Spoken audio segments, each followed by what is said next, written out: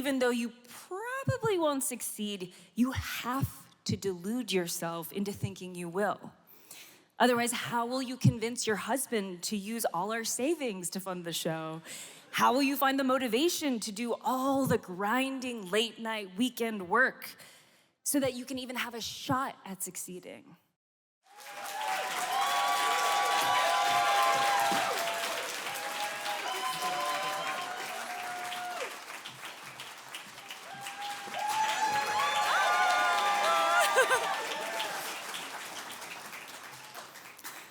The award is heavy.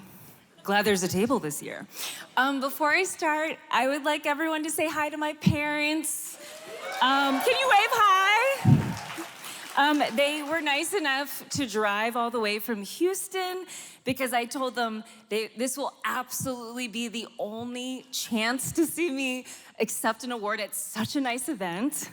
Okay, I'm gonna read from my notes because unlike the YouTubers, I don't know how to talk in front of people without a script. So 2 years ago, I was at IMI Fest. I just gotten laid off from NPR, and I was feeling feelings about the show I wanted to make about feelings. I thought I had a good idea. I wanted to take my hardcore NPR reporting skills and investigate emotions. We know emotions rule our world. They're such a huge part of every problem, from relationships to the workplace to politics. So why aren't we rigorously reporting on them? Why isn't there an emotions beat, looking at the sociology, history, science, and mechanics of emotions? And, I wanted to do it in a sexy way. Listeners would write in with a niche emotional conundrum, and then I would scour the world for a proxy for them to talk to, a stranger who has relevant experience with their problem. Could be a researcher who studied their issue for years, could be someone who's been through the exact same experience. Anyway, that was my idea for Proxy, but 2 years ago, I didn't know if I could pull it off. I'd spent a summer pitching my show to podcast production company after podcast production company, and I got offered, some bad deals from companies that eventually folded, from people who eventually got laid off. True story. And I got an advice from people in my industry, people I respect, who told me I shouldn't try. That there's no way I could make a podcast work independently. I wasn't a celebrity, I wasn't rich, there wasn't a recommendation algorithm to help me find my audience, like with video podcasts. I didn't know how the business worked. So there I was at IMI Fest 2 years ago, feeling scared and sorry for myself. And then I met this strange group of people who were making beautiful stories on their own, outside of traditional institutions, and weirdly making a living doing it. The YouTubers. And they had the opposite message for me. They said, of course you can do it. Here's how. It seems like a simple thing to say, maybe even cruel, given the realities of this tough world. But if you don't think you can do it, then you definitely won't. This was my first lesson in the emotional gymnastics of self-delusion. That even though you probably won't succeed, you have to delude yourself into thinking you will. Otherwise, how will you convince your husband to use all our savings to fund the show? How will you find the motivation to do all the grinding late night weekend work so that you can even have a shot at succeeding? It's an incredibly difficult gymnastics move to pull off, and over the last 2 years, I've fallen off the balance beam many times, which is why I decided to report on my own emotional conundrum, and I came across this book by Shankar Vedantam called Useful Delusions. In the book, Shankar talks about how we tend to think of self-delusion as a bad thing. Isn't the goal to see reality and ourselves clearly? Don't we live in a world flooded with conspiracy theories, lies, and scams?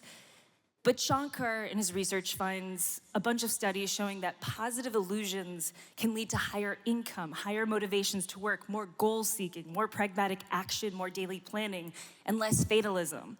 Studies that find that people perform better if they see that their goals are attainable rather than being beyond reach. That even your odds of surviving cancer longer are greater when you're delusionally optimistic.